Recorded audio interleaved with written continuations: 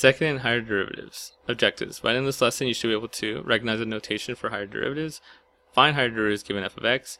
Given a graph of f of x, get your graph of f prime of x. So, higher derivatives is the easiest thing in the world, because you already kind of know how to do it.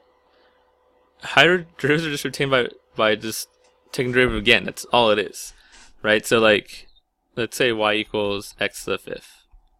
Y prime, we're like, oh, no, do that. Bring it down, subtract one off. Done. You want y double prime?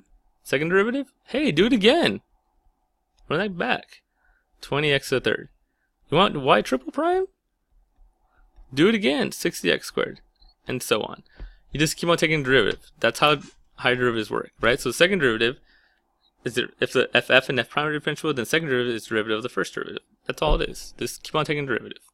This is the notation for it. If you see the second derivative, like that's the fancy notation. You might see the double prime here, or the y double prime like you use over there. Here's the dy dx notation for it, d squared y over dx squared. But that's generally the gist of how you take more derivatives, right? So like here, you want to find the second derivative of this. So the first derivative, we'll just bring the power down, subtract one off. Bring the power down, subtract one off. Remember, the derivative constant goes away. So that's my first derivative. The second derivative is take it again. So 6x minus 6. And you get something to that effect. That's your second derivative. From here, I could do lots of things. I could say, when the second derivative equals 0? So you say equal to 0. Or when the second derivative equals 10. Or I could say, what's the f double prime of 3 or something, right? Remember, this means plug in 3. If I give you this, that means set equal to 4, right? So I change this to 4. In this case, I plug in 3 for x, right? But that's all you do to do more derivatives. And over here, if you notice that once you get to 3, after that, it gets kind of cumbersome to do like 4th prime, 5th prime. Like if I wanted the 20th derivative, I'm not going to do 20 little slash marks. So after 3, just kind of start putting numbers down. So if I want the 5th derivative of something, I might just put like f5 of x. That means take the 5th derivative, right? Stuff like that. Same thing right here.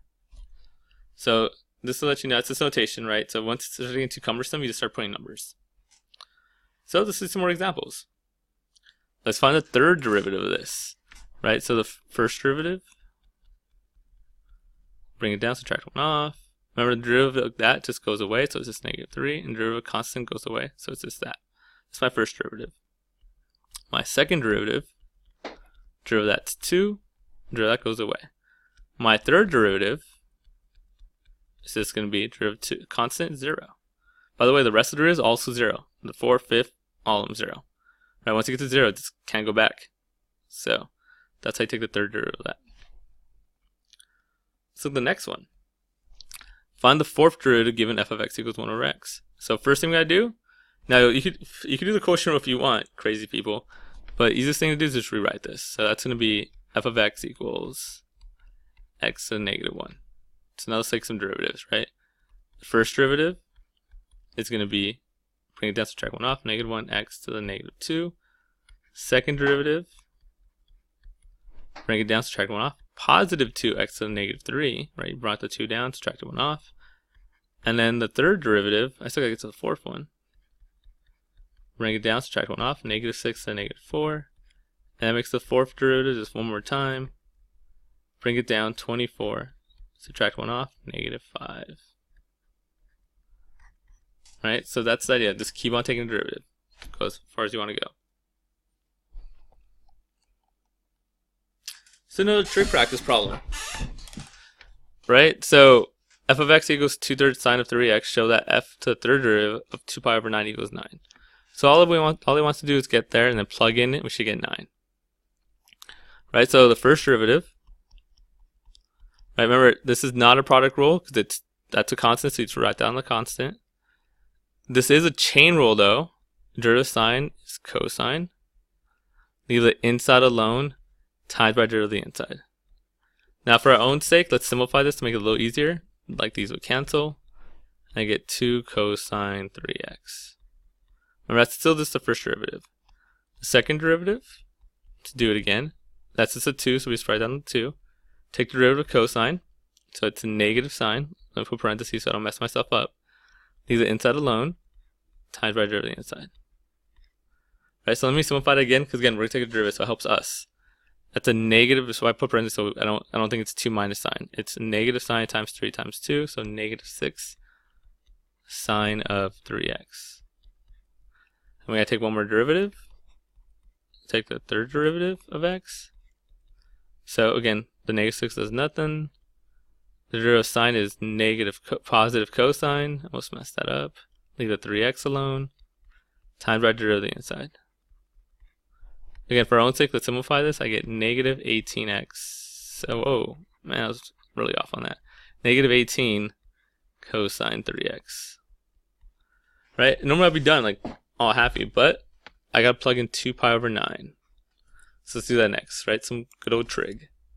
So I get negative 18 cosine of 3 times 2 pi over 9.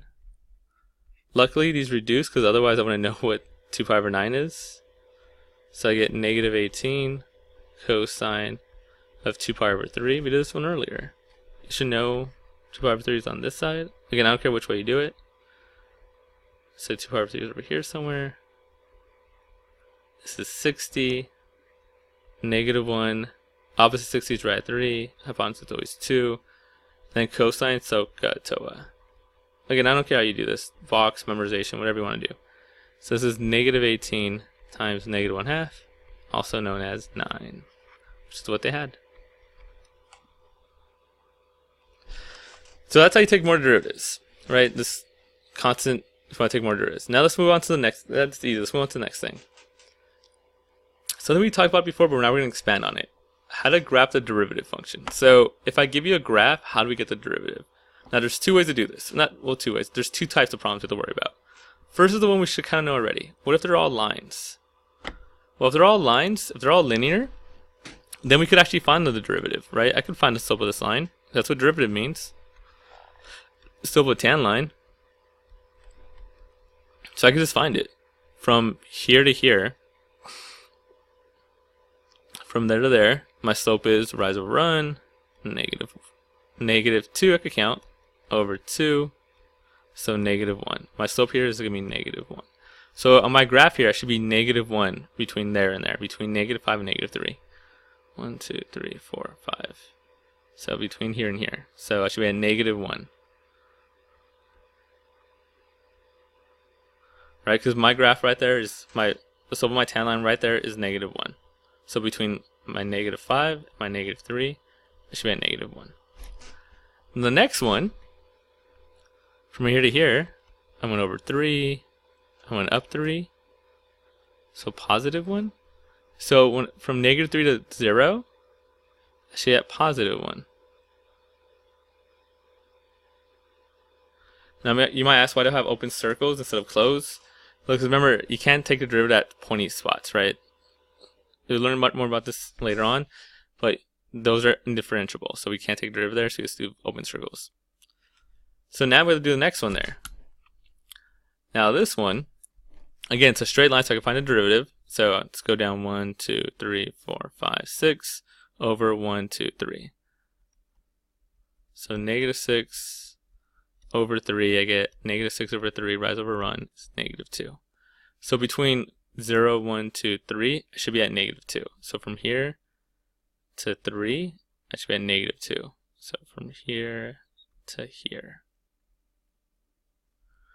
Right? And then one last one right here. Over 2, up 1. My slope is 1/2. So from here to the next 2 terms, you should be at 1/2. So like in between here. Right? And that's how you find the slope of straight lines. Because we actually could find the slope. It's very simple. You just actually do rise or run. And that's how you find your slope. So that's how you take a. So if I give you a graph of just straight lines, that's how you find the derivative. That's how you find the graph of it. But just like in life, it's not all straight lines. How do we find derivative when it's curvy like this? Well, there's a couple of things to keep in mind. I'll show you how they got that answer right there. First thing you want to keep in mind, the first step to do this is, step 1 is find the max and midpoints.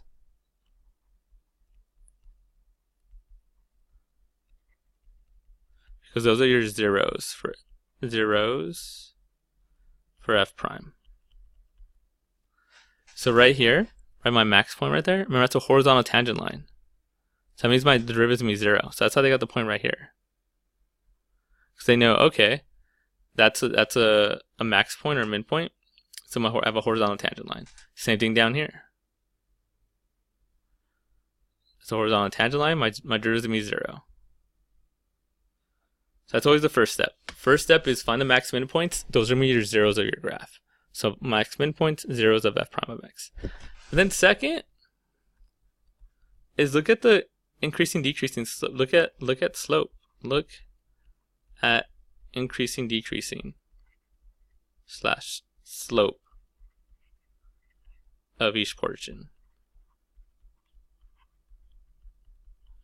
So what I mean by that is this. Before you get to here, right, we know this is 0, so that's my first point. Look at right here. Your graph's increasing. That means if you draw little tangent lines, they're all going to be positive because they're increasing. So you're being positive. So you start on the positive side. Now this is a sketch. There's no way we're going to get the perfect graph of my derivative. This is a sketch. I just know I'm positive before my first 0. So I start on the positive side, and then I got to hit that first 0. A lot of people ask, like, why is it going down? Well, it's because the tangent lines are decreasing in value. The tangent line here is probably a slope of 10. There's probably a slope of 5. When it gets right there, it's starting to curve to a straight line. So it's like a slope of 1 or like 0.5. So it's going down in value. But all we know is you have to start positive, you have to get to that 0. Then I look in between these two values here. Your graph's decreasing. Right? It's going down. If you draw tangent lines, they're all negative slopes. So all I know is I got to start here and I got to hit that point over there somehow. Right? So it's going to go down. Again, it's a sketch, so it doesn't matter how high or how low you go. You just know that you got to go negative, then come back up and hit that point. Right? Again, why is the graph doing that? Because right here, your derivative is almost 0. Then it gets a little bigger, probably very big right here, and then it starts slowing down again, starts curving back to 0. Then finally, after this point, if you look at your derivative, it's increasing, so all your slopes are positive. So from here on, you're going to be positive. And that's the general idea. We're going to do a lot of these because it's weird, looks funky at first, but the general idea is find the maximum points, those are your zeros. And once you do that, just look at what your graph's doing. If it's increasing, that means it's a positive slope, so you're on the positive side. If you're decreasing, that means your slope's going to be on the negative side. Right, so positive, and then decreasing, so negative, and then increasing again, so positive. Right, it's all about what the slope's doing. And that's kind of the idea. So let's do some examples. So look at this one, another one I kind of hold your hand through. Right, so look right here. First thing, right, so if this is my original function, let's find all the max and min points. So there's one right there. So again, that's going to be my 0, hence right there. The one right here, right, that's a max point, that's going to be another 0. Point right there, right, another min point, so that's another 0. Then you have your endpoints, which I'm not sure where they're at right now. The next thing we do is, what's going on? Before my first 0, my graph's decreasing. So remember, that means that should be negative. So you start somewhere in the negative. Again, this is a sketch. And you got to get closer, so you got to hit your 0. Right? Again, why is it getting close to 0? Because it's getting smaller and smaller. So you're like negative 10 up here. And now you're like negative 0.5. So you're like a negative 10 and you go closer to negative 0.5. And between these two, you're increasing. So you're above the graph. Again, it's just a sketch, so who knows how high we go. And then you're decreasing. So you're below the graph. And then you're increasing. So something to that effect. Okay, no more training wheels. Let's actually do this one. Right, so step 1. Let's find the max or midpoint, because that's going to be a horizontal asymptote. So around there, it's just an estimate. Right, so that means I'm going to have a 0, like let's just say it's at 2. That's my 0. Right, the next thing we do is like, okay, what's going on before that? Before that, my graph's increasing. Right, so I should be on the positive side. So again, it's just a sketch. I just start somewhere, and I got to hit that point. Should have been more of a straight line, by the way. Right, so I just got to hit that point. And after this, so again, if you're wondering why, it's because you're like, right here, you're at a positive 10 up there. Then you're like at a positive 8. Then you're like a positive 5. You start curving, start getting straighter and straighter, so it's smaller and smaller slope. So then you get to 0. Same thing here. Now you're decreasing. Minus, so your graph has to be on the negative. And that's the derivative of that.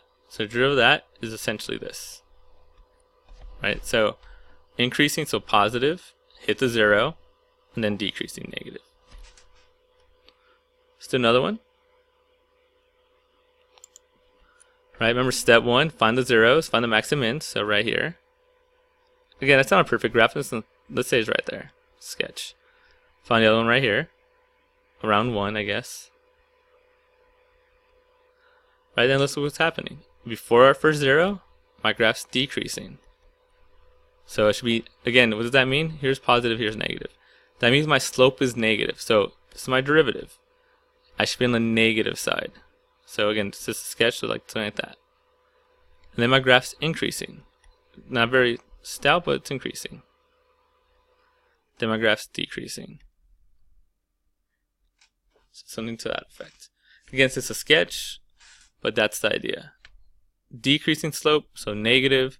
Increasing slope, so positive. Decreasing slope, so negative.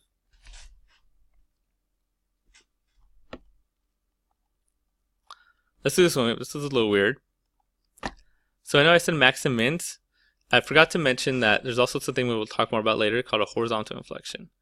So right here, that's also considered a 0 derivative because it's like goes up, stops for a quick second, and then goes up again, right? So that's a horizontal tangent line.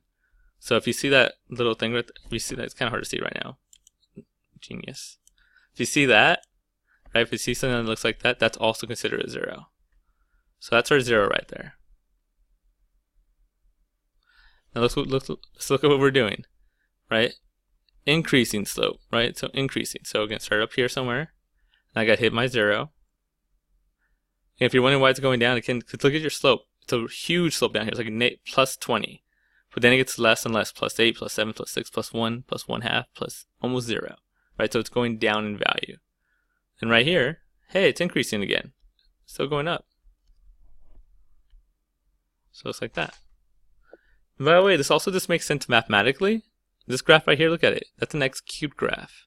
Take a derivative of that. You're going to get 3x squared. Hey, it's a parabola, right? It makes sense. Same thing happens with some of these. That's an x cubed graph. Take a derivative, you get x squared. This is a negative x squared graph, right? This is like a negative x squared something, plus 4, whatever, right? Take a derivative of that. Negative 2x plus 0. Right? Hey, it's a negative 2x. And again, that wasn't the perfect equation, but this is a negative slope, right? It makes sense mathematically and graphically and analytically. Okay, next one. Next two, last two. Look at this one. Now notice this one's a little different, right? There's no max or min, there's that, but remember you can't take the derivative there. These are lines. Remember, if you have lines, you have to just find the derivative. You actually could do it. Like, right? I could find the slope of this line. Let's just say rise over run. Let's say it's negative 1. So I should be at negative 1 until I get to 0. Right? Because if it's a line, you can just find the derivative. Right? This one, rise over run, looks like it's, let's say, positive 1. So after that, I should be at positive 1. It depends if you see it as an end dot or a continuation. Right? But if they're lines, you can actually just find it. If they're curves, you gotta like estimate and find the zeros. So let's put that all together now to this last one right here. I guess I have a couple more. I'm not last one, sorry. I was mistaken. Just noticed the other ones I had. Sorry, guys. Look right here, right? This is a line. So up until negative 1, I can actually find that derivative. So let's just do rise over run. Right, I went from negative 5 to 1, so that's about 4. Right, negative 5 to 1. And then from here, I went from negative 4 to maybe 1, so that's 5. So my slope there is going to be 5/4. Terrible slope, but whatever. Right, so from negative 5 to negative 1, I'm going to be like up here. Positive is a little bit above 1. So like right there, that's 5/4. Probably should be an arrow. Right, again, because it's a straight line, my graph's just a straight line. I can figure out the slope from there to there, I'm that value. And then we switch to this curve thing. Right, so remember the way you do a curve one is you find the 0. So there's my max or min, it's my 0. So I'm going to be 0 right here. Before this, I'm decreasing slope, so I'm negative. So from here to here, something I'm negative. Then I'm increasing slope, so positive. So it actually has an endpoint. There we go. Right, so something to that effect. Right? If they're straight lines, you should get, if they're straight lines, you should get like a straight line. If it's a curve, you gotta estimate it. Now in my case it was a straight line also because it's parabola, but that's the general idea. By the way, I didn't talk about the straight line thing, right? Like, so over here, it's not good. Let's do it right here. Right? If I gave you a straight line like, right, 2x, what's the derivative of that? Well, just 2. That's why it's a straight line. Right? I can actually find the slope of that, and slope of that's 2, so straight line at 2. Okay, last page. So what I'm going to do here, why there's so many graphs, let's keep on taking the derivative. Let's do the first derivative, then let's do the second derivative, let's do the third derivative, let's do the fourth derivative, let's do all of them. I mean, I could keep on going forever, but let's do these. Right? So it's a curvy one, so let's talk about, so remember how to do that. We find the max min points. Those are 0, so again, it's just an estimate right there and right there. Right? Before that, it's increasing. So I should be above the line. After that, I'm decreasing. So I'm below the line. I guess it's a sketch. It's not the best sketch, but whatever. Let's go with it. And then after that, I'm increasing. It's like that. That's my first derivative. Now for my second derivative, I just do it again. Just like how we take the higher derivatives. Just do it again. Right? So I look at this and I go, okay, where's my maximum at? So I know my graph's a little messed up right here. We'll just play on with what I have. Maximum would be like right there. Probably should have been 0, but whatever. I'll hit myself later. So that's my first 0. And then it's decreasing. So negative. Then it's increasing. So positive. Again, that should be more of like a straight line. Kind of like that. But, oh, that's making it worse. There we go. Straightish, line-ish thing. So, right, so that's my derivative. Then I'm going to take another derivative. Now, the reason I wanted this to be a straight line, because now it's a straight line. I can actually find the rise of a run of it. Let's just say 1, because I don't want to count. So, that's 1. So my graph here at 1 is going to be a straight line. Right, it's going to be 1 the whole way. Now to derive that, right, so derive this was that, derive that was this, right? That's a straight line, so it's a straight line like that. Derive a straight line, remember what the derive straight line is? 0. And that's it. After that, just if I wanted the next one, just be 0, 0, 0 from then on. Right? That's how you do it graphically. Remember, it also makes sense analytically. I tell you right now, this is an x cubed graph. Right? And take the derivative, you get a 2x squared graph, which kind of looks like this, but again, I messed it up.